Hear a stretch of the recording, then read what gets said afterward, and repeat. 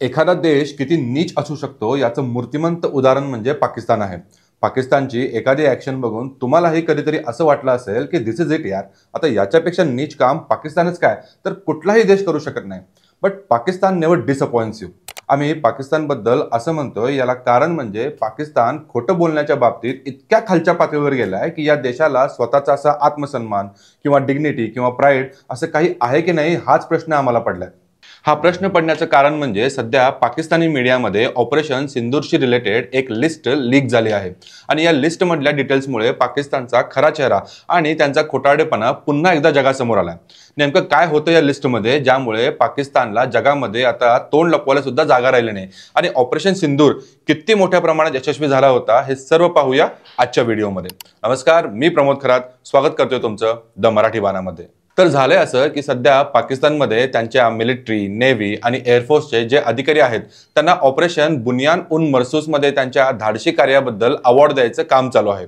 आता हे ऑपरेशन बुनियान उन मरसूस म्हणजे भारतीय लष्कराच्या ऑपरेशन सिंदूरला उत्तर देण्याचा केलेला केविलवाना आणि अयशस्वी प्रयत्न होय। 22 एप्रिल 2025 ला झालेल्या पहलगाम हल्ल्यानंतर पाकिस्तानला सडेतोड उत्तर देण्यासाठी भारतीय लष्कराने ऑपरेशन सिंदूर लॉन्च केलं होतं। 7 मेच्या रात्री भारतीय वायुसेनेने पाकिस्तानच्या 9 आतंकवादी अड्ड्यांवर हल्ला करून त्यांना उद्ध्वस्त केलं। ऑपरेशन सिंदूरच्या विरोधात पाकिस्तानने बुनियान उन मारसूस नावाचं ऑपरेशन लॉन्च केलं आणि भारतीय सीमेवर प्रतिहल्ला करण्याचा प्रयत्न केला होता।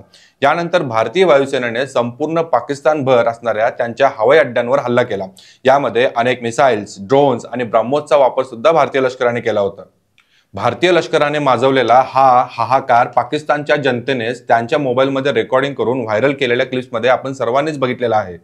भारतीय लष्कराचं हे रौद्ररूप पाहूनच 10 मेला पाकिस्तानने त्यांच्या सवयीप्रमाणे शेपूट घालून शरणागती पत्करली आणि त्यांच्या डीजीएमओने भारतासमोर सीज फायरचा प्रस्ताव ठेवला होता। या सीज फायर नंतर पाकिस्तान सरकारने मीडियासमोर एक स्टेटमेंट दिलं आणि त्यात त्यांनी मान्य केलं होतं की ऑपरेशन सिंदूरमुळे त्यांच्या इथे 11 जवान शहीद झालेत आणि पाकिस्तान मीडियानेही ही बातमी आहे तशी छापली। पण आपल्या सर्वांना आणि जगाला हे माहिती आहे की पाकिस्तान हा देश तिथलं सरकार नाही तर त्यांची मिलिटरी चालवते आणि त्यांची मिलिटरी संपूर्ण मीडिया कंट्रोल करते।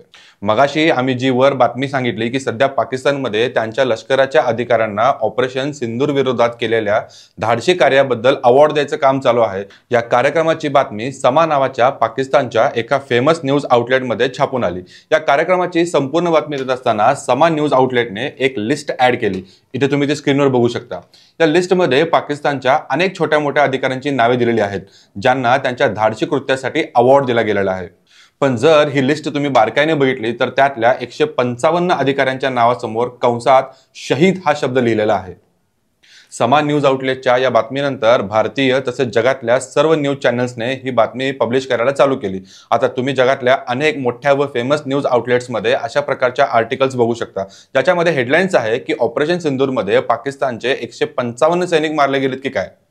चुकून खरी लिस्ट छापल्याची चूक लक्षात आल्यानंतर पाकिस्तानी मिलिटरीने समान न्यूज आउटलेटवर असणारा हा आर्टिकल डिलीट करायला लावलाय। पण तोपर्यंत पाकिस्तानचा खरा चेहरा जगासमोर आलाय। पाकिस्तानने आपली नसलेली इज्जत वाचवण्यासाठी त्यांचे 155 जवान मारले गेलेले असताना सुद्धा त्यांनी फक्त 11 जवान मारले गेलेत असं संपूर्ण जगासमोर खोटं सांगितलं होतं।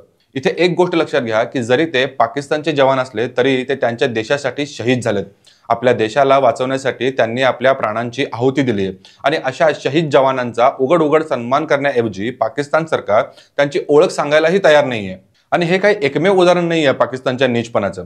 तुम्हाला आठवत असेल 1999च्या कारगिल युद्धाच्या वेळी सुद्धा पाकिस्तानी जवानांनी घुसखोरांच्या रूपात कारगिल टेकड्यांवर कब्जा केला होता।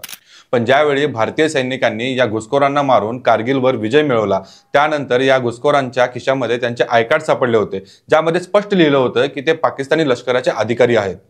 पण त्यावेळी सुद्धा पाकिस्तान सरकारने हे मान्य केलं नाही की हे त्यांच्या मिलिटरीचे जवान आहेत आणि नीचपणाचा कळस म्हणजे त्यांनी त्यांच्या जवानांचे मृतदेह सुद्धा घ्यायला नकार दिला होता।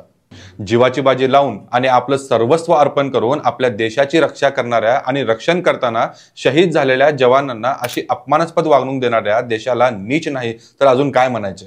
गौतम बुद्धांचं एक फार छान वाक्य आहे की 3 गोष्टी कधीच फार काळ लपवून ठेवता येत नाहीत, एक सूर्य, दुसरा चंद्र आणि तिसरी गोष्ट म्हणजे सत्य। चुकून का होईना सना न्यूज आउटलेटने ऑपरेशन सिंदूरचं प्रचंड यश आणि पाकिस्तानचा खोटारडेपणा जगासमोर आणलंय। पाकिस्तान सरकारच्या आणि त्यांच्या मिलिटरीच्या या नीचपणाबद्दल तुमचं काय मत आहे हे आम्हाला कमेंट करून सांगा. व्हिडिओ आवडला असल्यास लाईक आणि शेअर करा आणि अशाच प्रकारच्या माहितीपूर्ण व्हिडिओसाठी चॅनलला सबस्क्राईब करा. पुन्हा भेटूया पुढच्या व्हिडिओमध्ये. तोपर्यंत पाहत राहा द मराठी बाणा.